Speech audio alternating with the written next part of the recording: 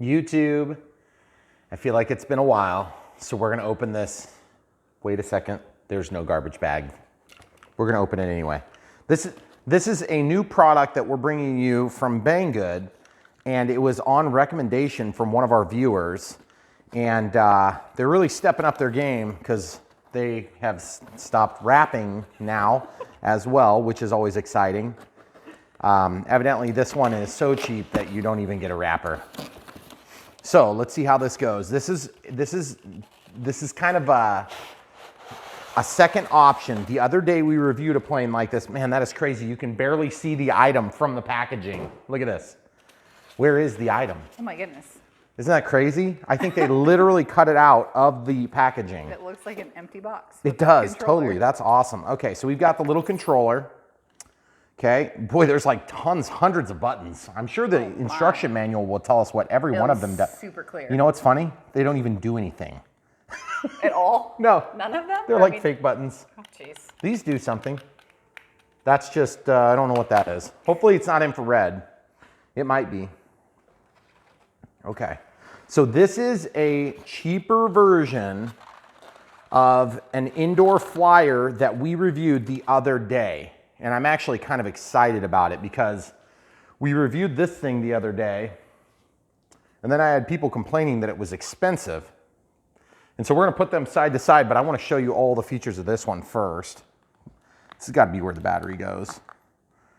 It feels like I'm gonna rip it out. It doesn't gotta be. Oh, there's an on-off. Okay, there's some, looks like they used a glue that probably ate the foam a little bit. This thing is extremely light, and it's got a very small motor. And it says R, and it says 1 on there, and then it's got one of these magnet servo things, which is interesting. If you guys ever want to figure out how to drive these things, it's not driven like a pulse width modulation servo. It is driven by an ESC, an electronic speed control, because it's actually just DC voltage that energizes the coil, and then it moves it to one side or the other. So we'll see if it's proportional or not. That's the other big question I have about this thing. Okay, so it's got a bag of goodies in here. We actually got a Chinese screwdriver with this one. Wow, what? That's crazy. This bag is like way nice compared to the rest of the packaging.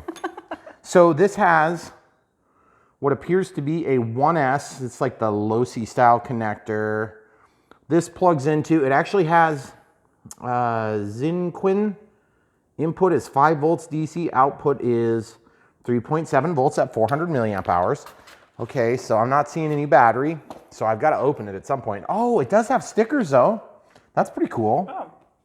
So I'm gonna opt to not put stickers on it because stickers weigh something. And when you start getting down to a small plane like this, every little bit of weight makes a difference. I'm just not sure if this pulls straight up or what. I don't want to break it. Yeah, it comes off. Oh, okay. Yeah. What now? I was gonna say maybe the battery pressure in the controller. It's just got a pressure fit. Yep. That's actually really nice. That's a little. Whoa, that is a super small battery, but it's plugged in. What the heck? I hope it's off. That would be a bummer. No, it's not dead, so that's a good sign. Okay, so the first thing I'm gonna do is I'm gonna unplug this battery.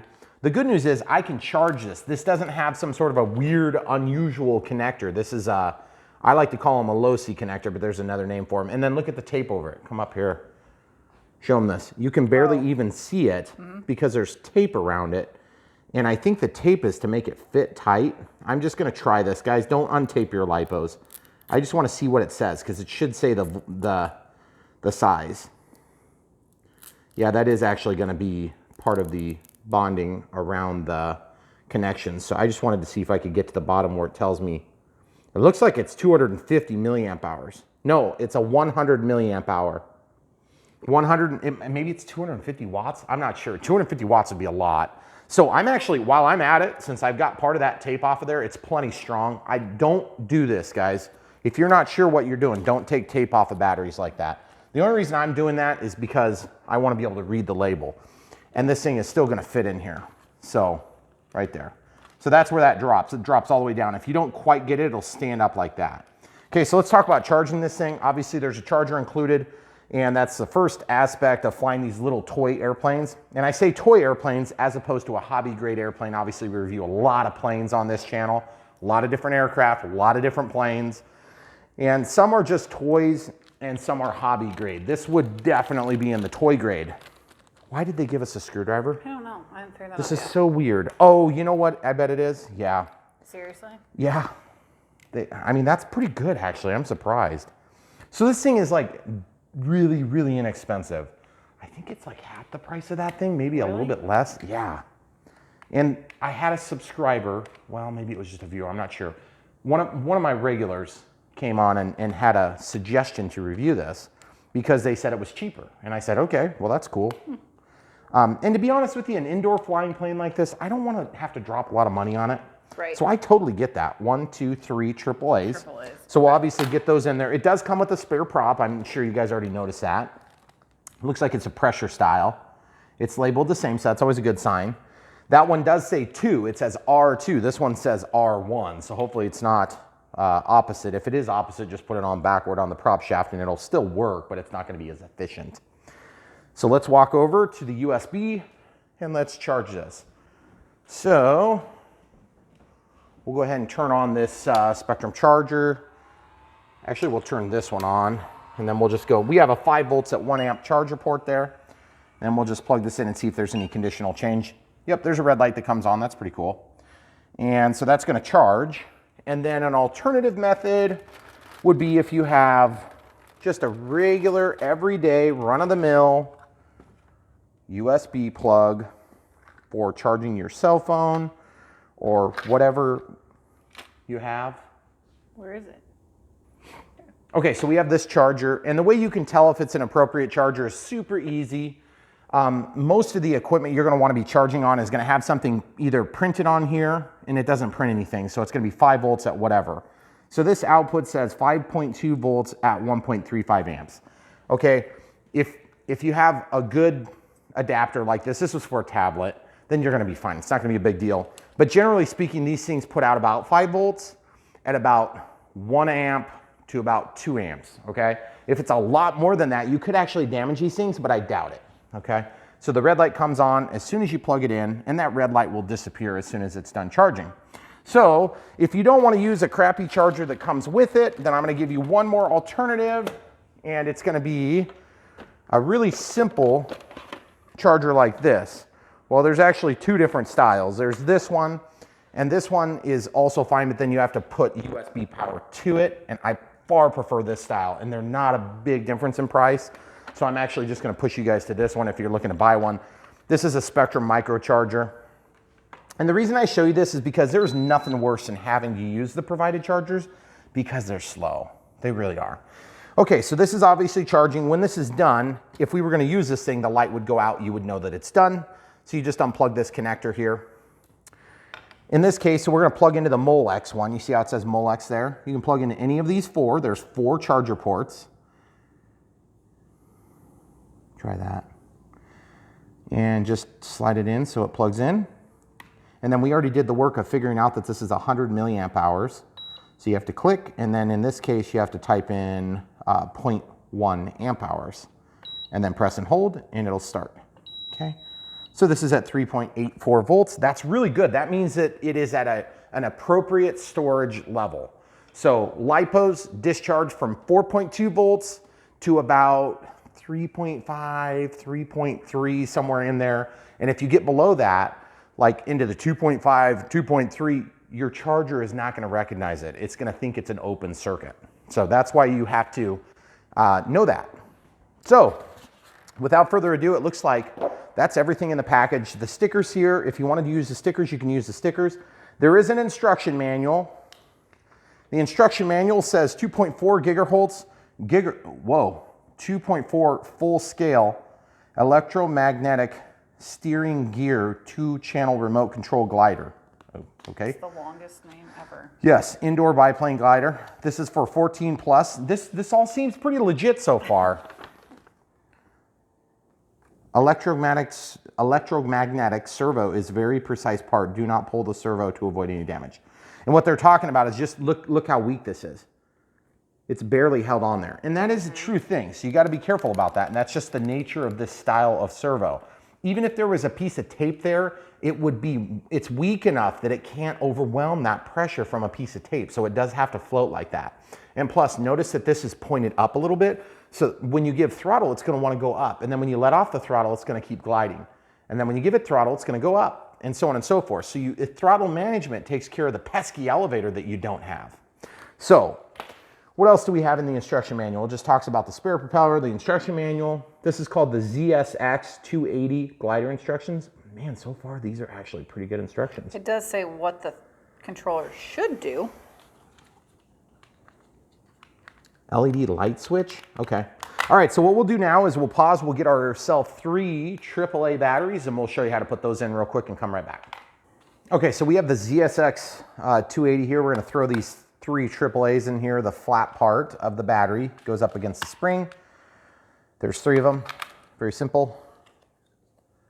Then the back goes on here and it clicks and it stays, that's good. If you get one of these and it wants to break on you or it wants to not stay on there, you can kind of bend that out a little bit and then that'll keep that from popping off on you quite so easy.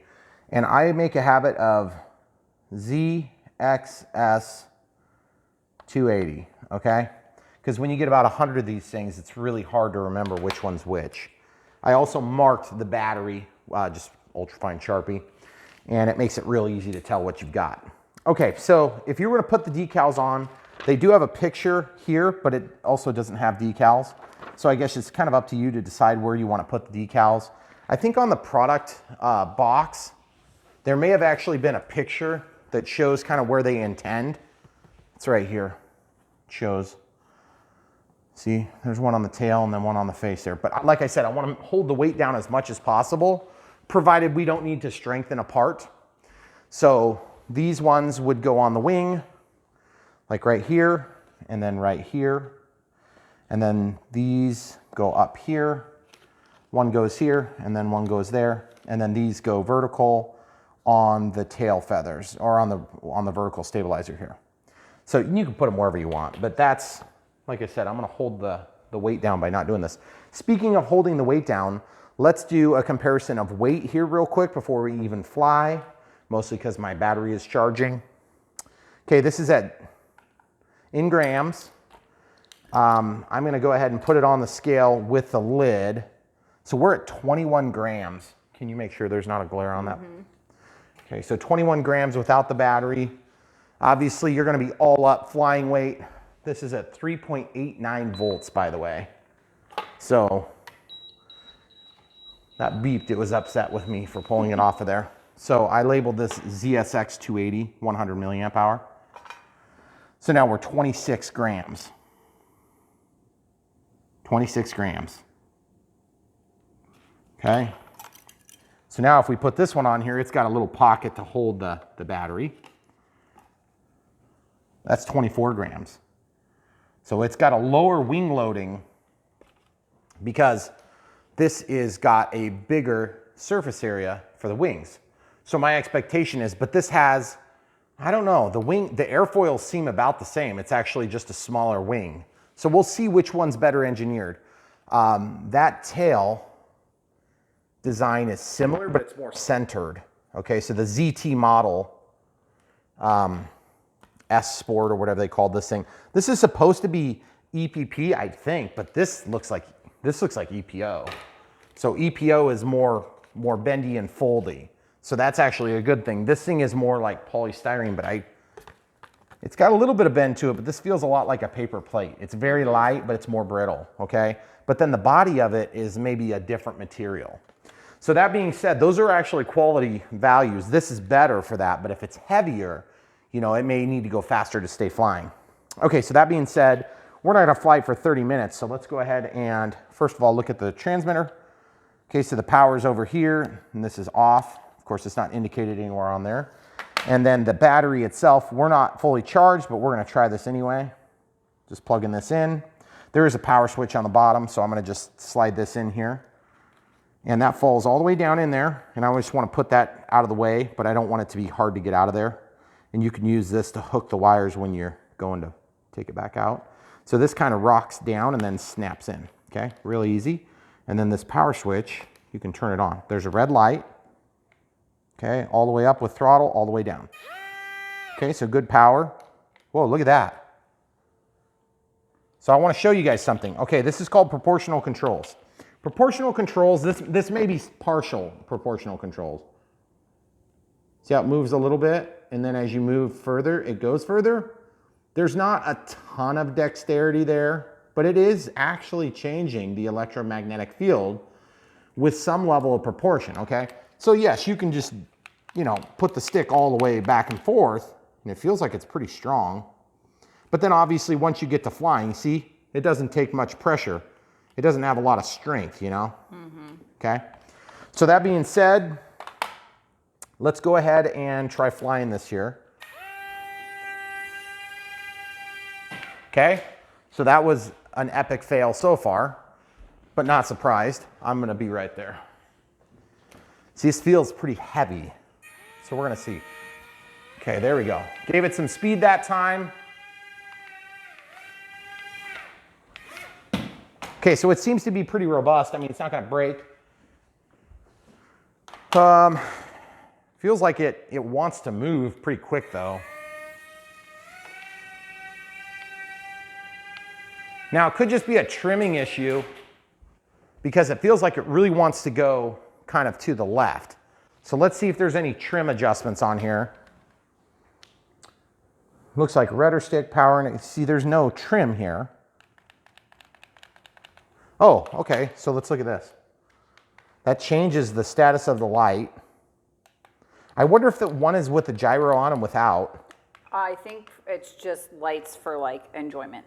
Oh, wow. It makes night flying better or something like that. Well, it would, yeah, okay, all right, I'll take their word for it. I don't feel like there's anywhere that I can trim this. That's not good. You want trim on a plane like this. So the other thing you could do is you can mechanically bend the wings so as to manipulate the direction it's traveling. So you can actually grab the boom and bend it too. So like this, if it's wanting to veer to the right, then you can bend it like this. If it's wanting to veer to the left, you can bend it the other way. I'm gonna just bend it so it kind of favors to the left. There we go. Okay, there we go. Lots better now. Man, those lights are super enjoyable. See, not quite enough turning radius. So that's not good. Okay, so how can we resolve that? First of all, we have a ceiling fan off. See that? Oh, yeah. So that is an 82-inch ceiling fan, and it doesn't seem like it's probably moving that much air, but it is. So we're gonna turn that off, and we'll see if that has any positive impact. Okay, and this schizophrenic fan does weird things. It'll be off in it's 12 minutes. If we would have done a review on this ceiling fan, it's actually an awesome fan, but the thing is, when you turn it on or turn it off, it's just kind of like, well, I'm not sure if I'm gonna do it. The instructions were hilarious, just like the radio-controlled airplanes. So that being said, the other thing you can do is you can change the shape of the wing to change the speed, and you'll notice it's porpoising really bad. So when I do this, that's because I have no elevator. An elevator controls the pitch axis of the plane, and then the rudder controls the yaw axis, which in turn rolls the plane because the one side of the wing, in a left-hand maneuver, this right side gets more lift and this left side has less lift. So you're gonna roll the plane. That's how the way, so this is a 2-channel airplane, okay? Channel 1, channel 2, okay? So let's try this again. Obviously there's practice involved in trying to do this. Okay, so we've noted that it's not super easy to fly and it doesn't fly super slow, but it is definitely flying technically. So let's see if we can make it fly better. Okay, so the first thing I'm gonna do is I'm gonna change the contour of the wing on an inboard portion here. I'm gonna try to fold that down and see if it does anything. Doesn't probably feel like it will. The other thing I'm gonna do is try to bend that up just a hair. What that's gonna do is that's gonna produce more lift, which means we can counter that by trying to fly slower. Okay, so these two folded down, then up on top. I'm just gonna fold this down a little teeny bit. You see how supple that is? I don't think it's gonna hold shape very well. Okay, here we go. Let's try this, see how this goes. I'm trying to get it so I can give it more throttle. Oh yeah, look at that. We've got it kind of flying almost in a circle. This is a pretty big area too, guys. So don't discount the fact that it's fairly big. This is not gonna hurt you unless you really, really, really try hard to stick your eyeball on that. So it's relatively safe. I don't feel like it's gonna hurt anything. It's not gonna hurt the wall. It's not gonna hurt the plants. It's probably not gonna hurt the cats, although I'd like to see a battle. I just feel like the rudder maybe needs just a little bit of trimming still yet. So here's the other way you can do that. See how this wants to wiggle? You have to brace it, and I mean totally brace it by holding it here, and then you can actually put a little bit of a bend on the rudder itself, okay? So we'll see if I got enough there. I don't know if I did. You can also do control surface extensions. I'll show you that here in a minute.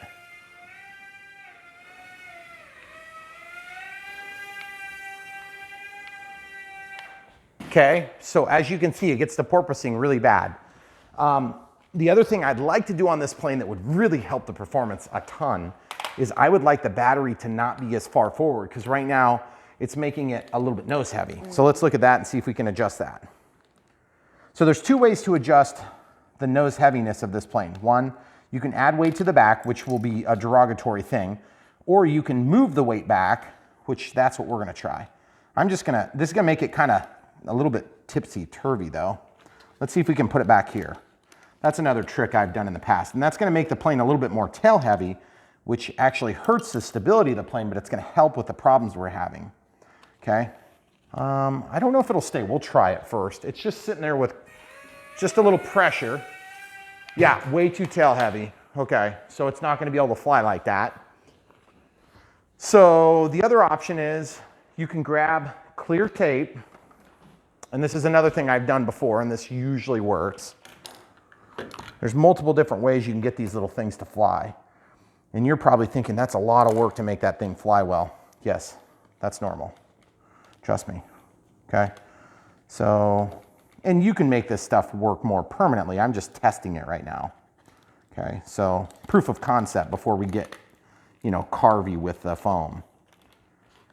Okay, we need a little bit more.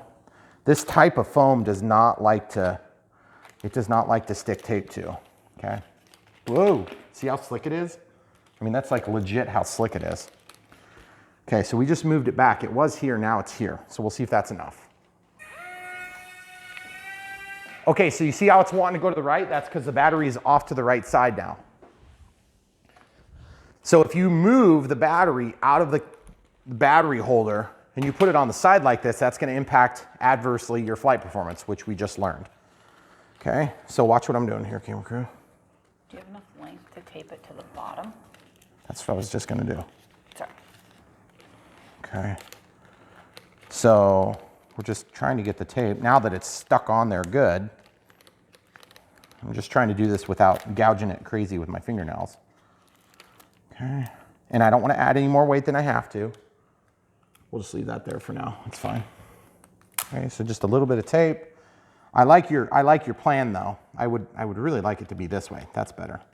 And then if this works nice, my hands are going to be in the way, so you're just going to have to bear with it for a minute. If this works, we'll just make a pocket to hold the battery on the bottom. Right. We did all the same stuff with one of our first planes, which was the Inum. Yep. And the Inum has all sorts of tape and stuff all over it to make it fly slow. Oh, horrible, horrible, horrible. Really bad, really, really bad. So I have to try to get it going faster to get it to fly, and then we'll see if we can resolve this. I don't think it's gonna resolve. I think it's gonna fly like crap.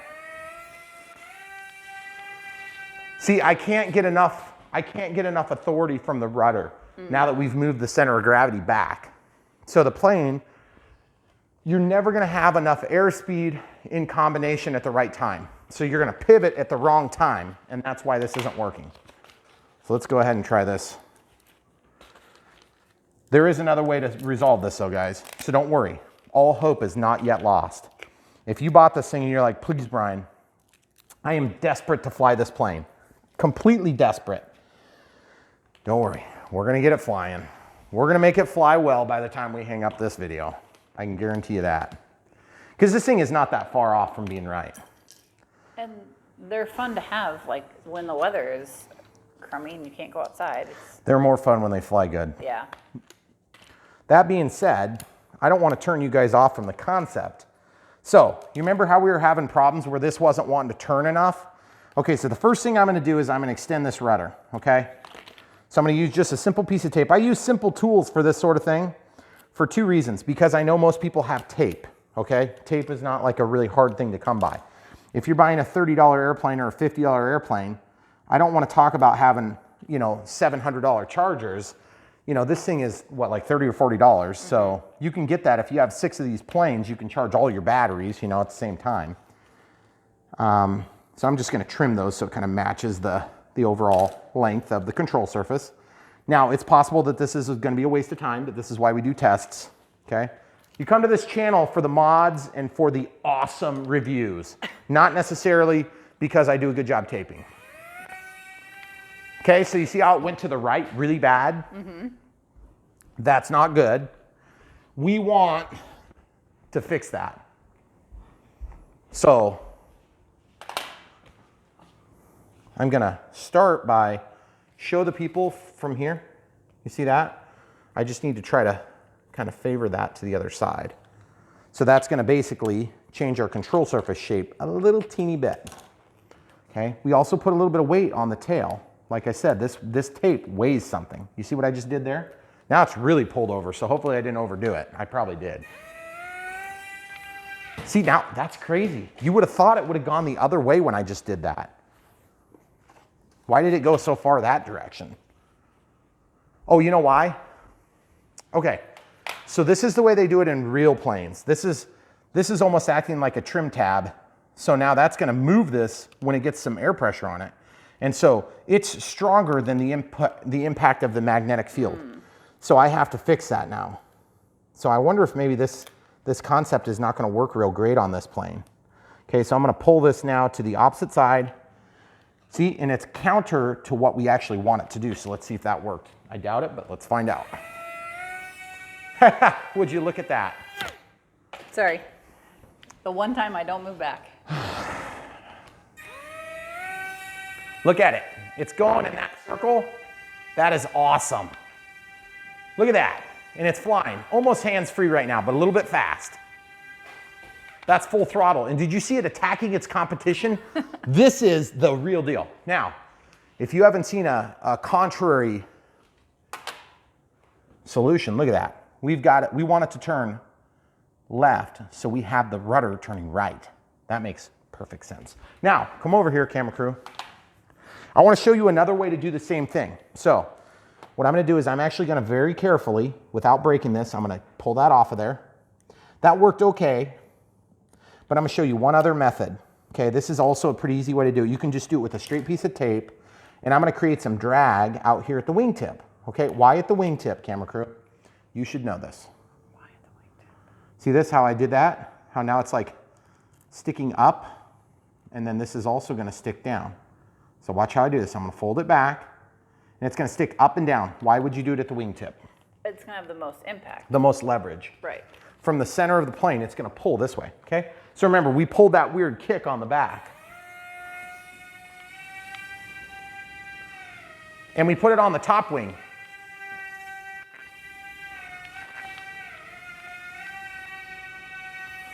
And you'll notice that it's almost controllable. I mean, it might as well not be proportional control because you just don't have enough power. But look at that. See how many times I've gone around? That's a lot better. That's the first time, and look how easy it was. If you really get right down to it, how easy it was to make that solution. So now, what we're gonna do is we're gonna do the exact same thing on the other side, except we're gonna make it just very, very, very small amount smaller. In terms of the impact on flight performance.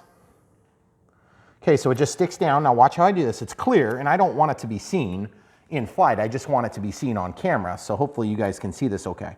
So I'm gonna fold it up, and I'm gonna stick it flat to the face, and then I'm gonna squish this. Then I'm gonna go like this. Oh, it's wanting to stick the static. The static. Check this out. Look at that. It's kind of ugly, but you'll never see it, except Right. I want you to see it on video. You see this? That's basically going to create drag at a lower rate than this. So that means it's gonna pull the plane that direction. Then we can eliminate this tape, okay? So 2 different solutions, both are gonna do kind of a similar function. See, not enough. I could not produce enough left yaw to get that plane to turn. So let's try it again. Maybe it was just a fluke. Okay, here we go. Throttle's about 50, 100% now. See, it's bare. I've got the stick all the way to the left. Let's try going to the right here if I can get it to turn. Look how sharp it turns to the left now, folks. Okay? Wow. Everybody's got a preference. Okay, I'm right-handed. I don't know if that has something to do with it, something the way my brain handles the different path of the aircraft. I prefer to go this way. There's nothing magical about that, except that when you apply a spinning prop to a plane, there's a certain amount of torque that wants to roll the plane. So it will fly better in one direction than the other, typically. Okay, so let's look at this again, camera crew. Okay. So you see this? I'm gonna take this tape and I'm gonna peel this off just to show you that we can get the same impact from pretty much one piece of tape, take this thing from 0 to hero. Is that right? Because we put that one piece of tape there and it took it from really bad to almost tolerable. Yeah. Okay? So then we're gonna go up against its competitor. You see, I'm gonna take this down half as big, okay? And then I'm gonna take this one and I'm gonna go probably half as big as well. And I'm just trying to make it kind of look a little prettier. And when I say look prettier, you're not gonna see it in flight, you're not gonna see it in person, you're not even gonna hardly see it on camera. Look at this, folks. We've almost got a flying plane now. Look at this, look at this. Awesome. This is pretty cool now. It doesn't want to pivot very good on the yaw axis, and that's okay because the prop is in front of the pivot point. But look how much better that thing is flying, guys. I mean, that's like night and day difference, okay? Yeah. I mean, that's a legit difference. Yeah. And I'm real happy with it. Now, this one's gonna hold up a lot better, I think, except that that one flies slower. And you're like, but Brian, look how much bigger the prop is. Yeah, I realize that. Look how much bigger the prop is, guys. It's just a difference in sizing, okay? You can get more thrust from a smaller prop with the right pitch and with the right motor controller, okay? So now, for comparison, this is the ZT model Spacewalker. I believe it's a lot more expensive, so let's just see how this works. First of all, this does have an integral charger that is installed right there. So you can plug in your battery and charge it right there in the handle. Okay, so that, I mean, that's an expensive component to add to a system like this. Also, if I recall, this thing has like 475 batteries in it. It's Yeah, like I think it's 6 AA's. 6 AA's, ouch. This does not have an exciting different colored light. Does not. It buzzes a little bit more. Throttle up, throttle down, and we're good. It is proportional, but this is more powerful, I think. So let's just watch you how much different this thing flies. Well, when you crash into your sink, it flies really bad, so you'll know not to do that. Okay, so enough throttle to impact change, and look how much slower it is, guys. I can change my altitude by giving a different amount of throttle. You'll notice that when I go through my own wake turbulence, which is a real plane thing, wake turbulence is kind of like the wake on a boat, except it comes from an airplane, off the wingtips particularly, and any of the tall, straight surfaces makes turbulence. Just like the wake on a boat. Wake turbulence, guys. You learned a new terminology today in this. I bet you didn't expect to learn anything on this video. So look how much easier this thing to fly. I mean, I'm not like really trying that hard. Now, granted, some would say that I'm not a great pilot. Some would say that I'm a really good pilot. It just depends on your skill level. If you're a really good pilot, you probably think I suck. If you're a really bad pilot, you probably think I'm awesome. That's normal. So I can set this thing almost into autopilot is what we like to call it, okay? Where I basically can just like get it set and I just hold my stick still and it'll pretty much go in a circle until you hit something like that. Now, I just crashed that from what, like 8 feet up? Mm-hmm. What damage? I don't know, I don't really see any. So, again, this comparison is not to beat up this model versus that model. They're both really ugly, okay? Yes. This is ugly, but they both fly, This one flies worse than this one. This one's a lot cheaper than this. So you could probably tolerate doing some modifications, I would think. Also, this thing flies a lot slower. if you're flying in a smaller space than we have, this is a pretty decent sized living room, entryway, kitchen, kitchenette, whatever you want to call this room. What do we call this room? The family room. The family room? It's a great room because it's, yeah. This is lighter than this. Which is crazy. It is. I would have not guessed. Yeah. So that means the wing loading is higher. Not by a huge amount, but it is higher. So all things considered, which one's better? I don't know. I would say, first of all, if you're getting this thing, a couple things to consider. First of all, it's heavy. It's a little bit more resilient to damage, but it's going to damage more because it's going to crash more and it flies faster.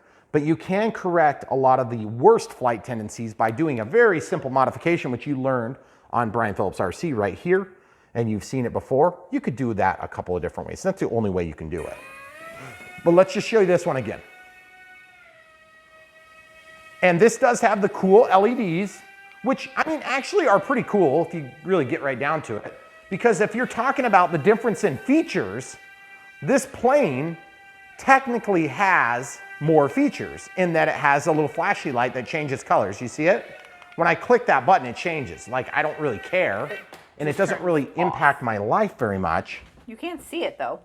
Yeah, you can. It goes from red to like oscillating red to blue to purple, which is cool. It's a cool feature. If you had two people flying the same plane, like if you had two kids want to fly at the same time, it would maybe help a little bit.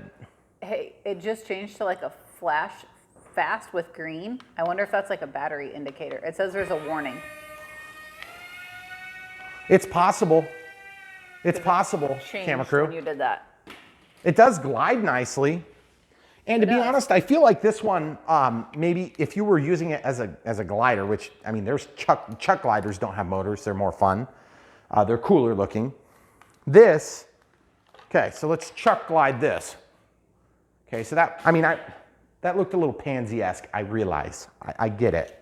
But I just want you guys to, I mean, when you throw something like this, you don't like throw it with all your might. You're going to rip the wings off, okay? Looks equally crappy. They both landed. So they both, and they, in the same spot. Yeah, it's like a delightful experience.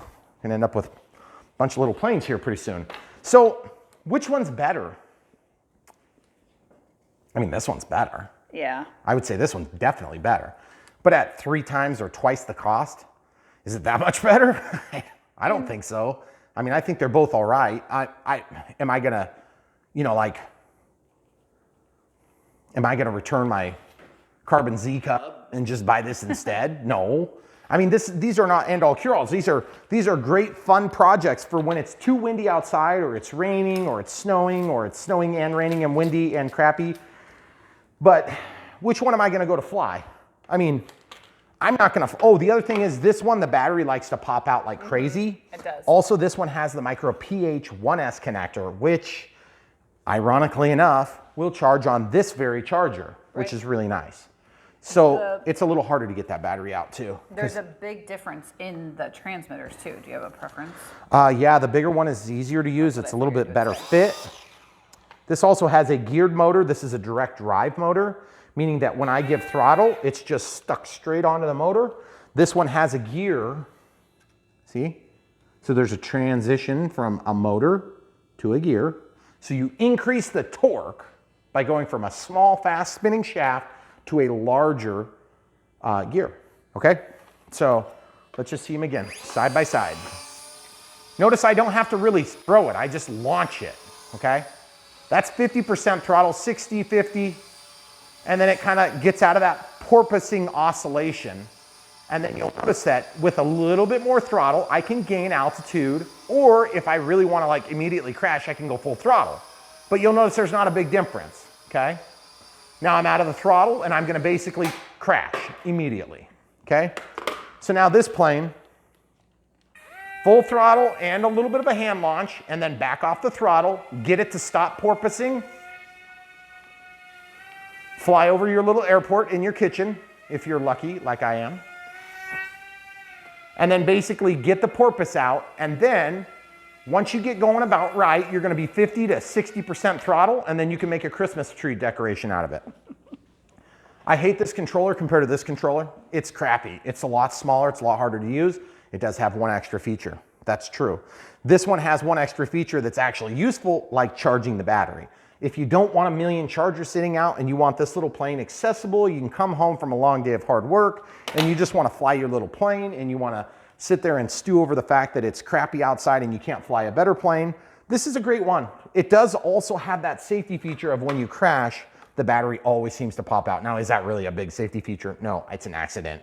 But still, I really think this one's better.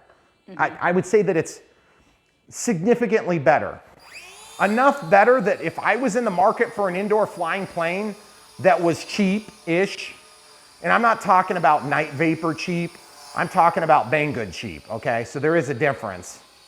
If you get into a Night Vapor, you're talking about more money, but it is also a really nice plane. It's gonna be a lot more easy to break, and you have to take that into consideration. If you're getting this for kids, they will break. That being said, I have a, how old is our kid? 11. 11-year-old that does fly this, and he does repeatedly fly it, and he hasn't destroyed it yet. He is not. He would be on about Sport Cub. He'd be on Sport Cub. He can fly the Sport Cub all day long, the UMX. He's flying the Mini Apprentice. Yep, and then the Carbon Cub 1.3 meter Carbon Cub. Yep. And what else does he fly? I mean, he flies all the little stuff. All the little stuff. He has flown the Habu. That's right. Yeah, the couple of Habu. times.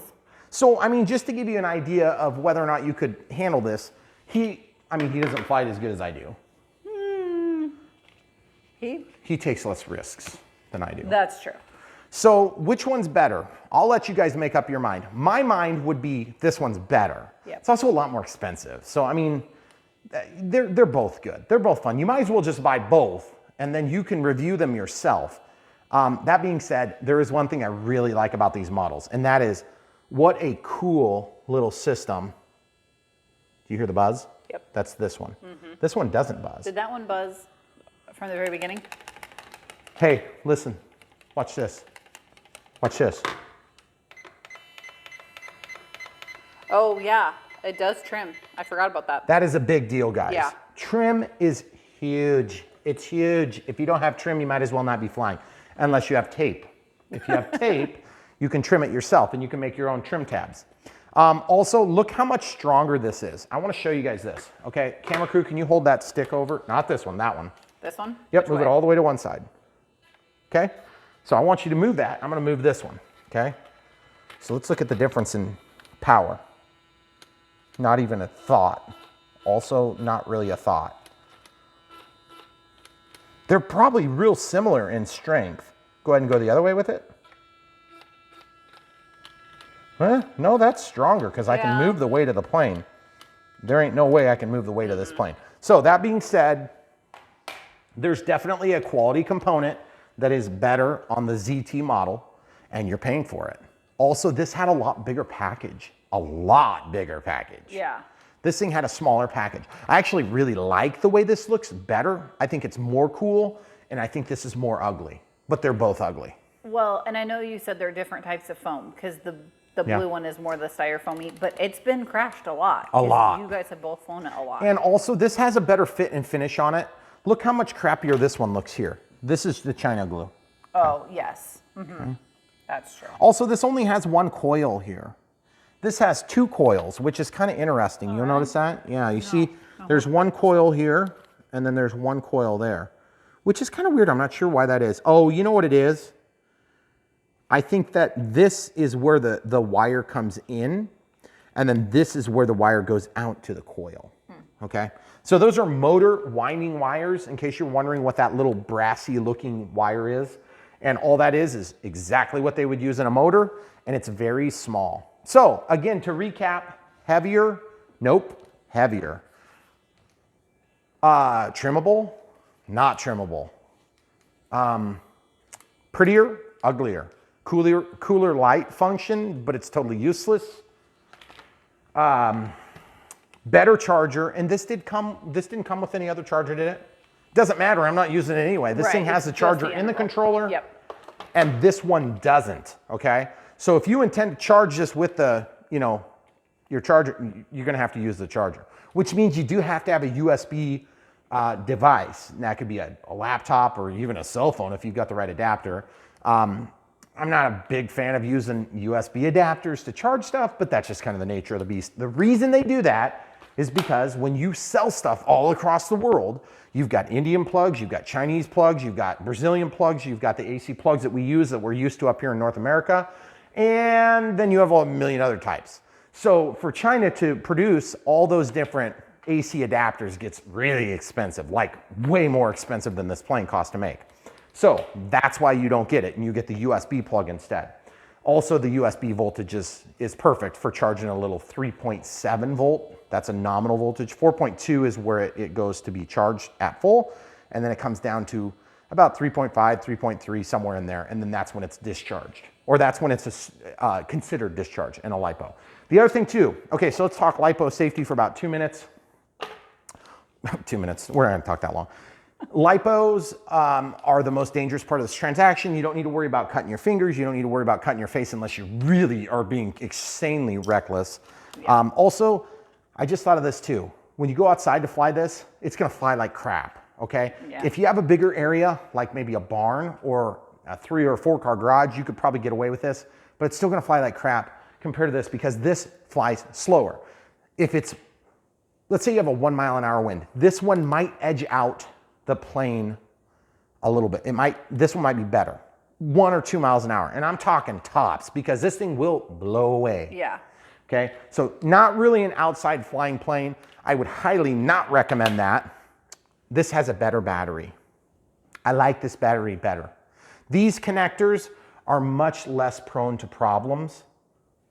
That Molex style, they have a wider pin socket in this case, and you have a lot less contact issues. The Micro PH1 1S, these are both 1S, one cell in series. I know that sounds stupid, but that's the way it is. Those little Micro PH connectors, they are the most garbagey type of connector that you can get. They work.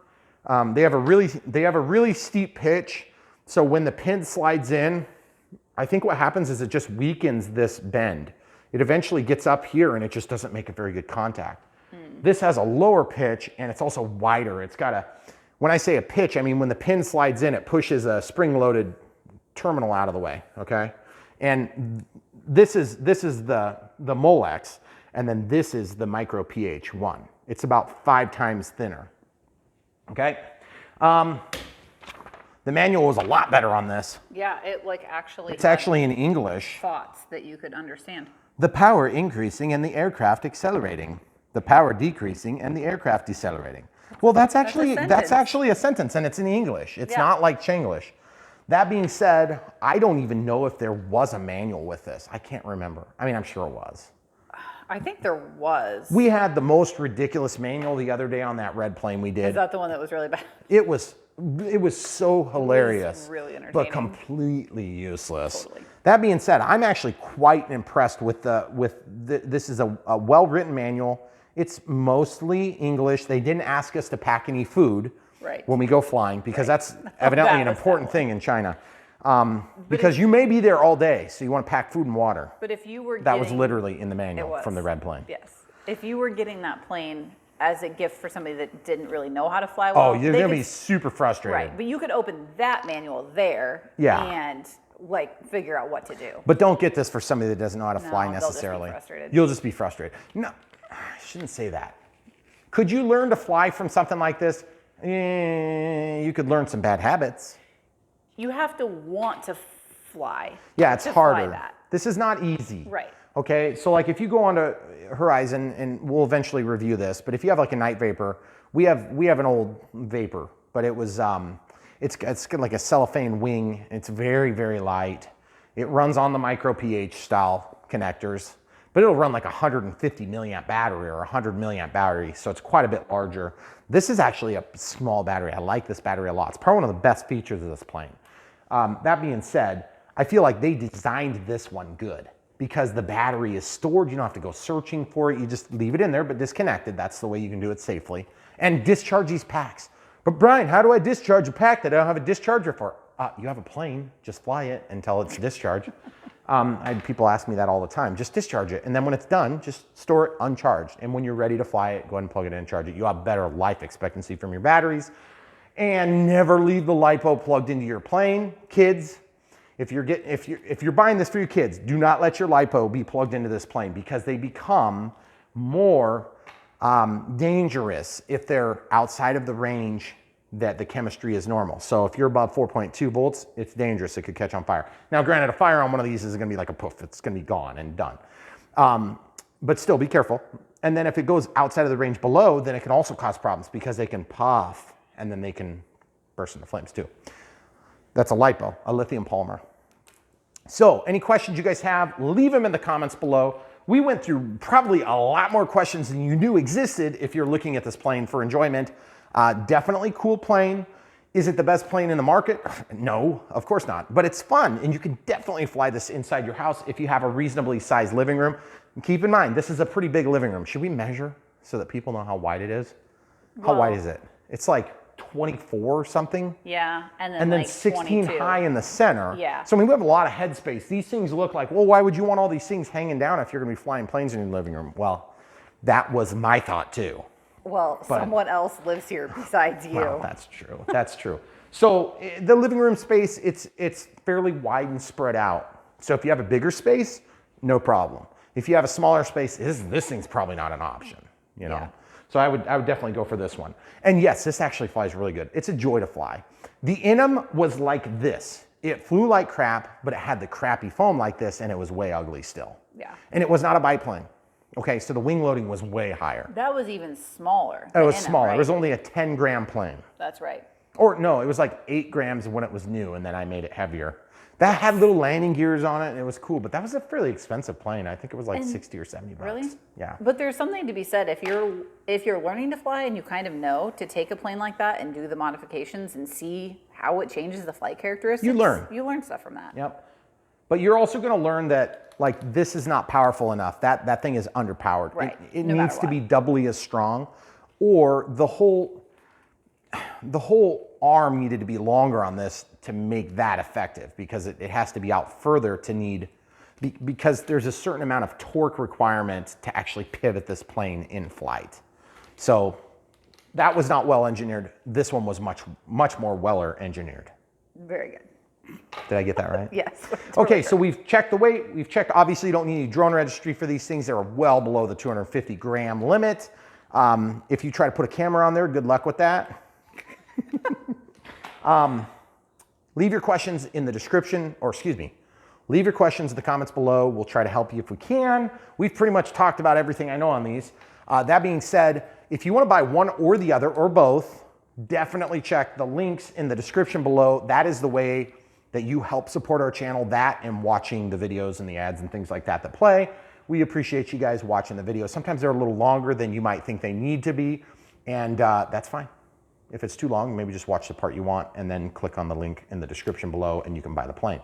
But if not, and you just don't like this thing, that's cool too. We are gonna help you to put your RC budget, which is finite. Everybody has limited RC budgets. I mean, you just go spend $10,000 a month on RC stuff. We know exactly what you're going through. So if you got a $200 budget, you don't wanna go drop 200 bucks on this plane, but you might wanna save it up if you really love it and you've got a $50 budget, you could get this in a couple of months. It might be fun. It might be enough. That being said, these smaller planes have a little bit shorter shelf life too, because when you start crashing them, this one's going to hold on a little bit longer, but still, can you imagine how heavy this is going to get after you have to glue things back together? Yep. And do not use heavy glue. You have to use a CA, and it has to be foam safe. Actually, this would do non-foam safe because it's EPO. Does this say it's EPO? I think it did in there somewhere. That one's, no, this says EPP. Yeah, this is EPP. So I think that one was EPO. But either way, this is a pretty good plane still. It's just got its limitations, and you have to know that going in. And since it's so much cheaper, if it fits your budget, this is the one you want. And if this doesn't meet your fancy and you want a little bit better plane that's only incrementally better, or excuse me, only incrementally more expensive, this little T28, this is a 400 millimeter size, okay? It's got landing gear that's removable. It's got a geared motor. This is a really good comparison. This will fly outside in the wind, folks. ready to fly. Comes with everything you need.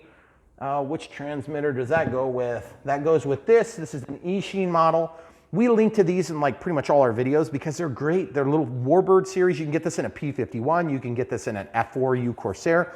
You can also get an F-22, but that thing is kind of crazy.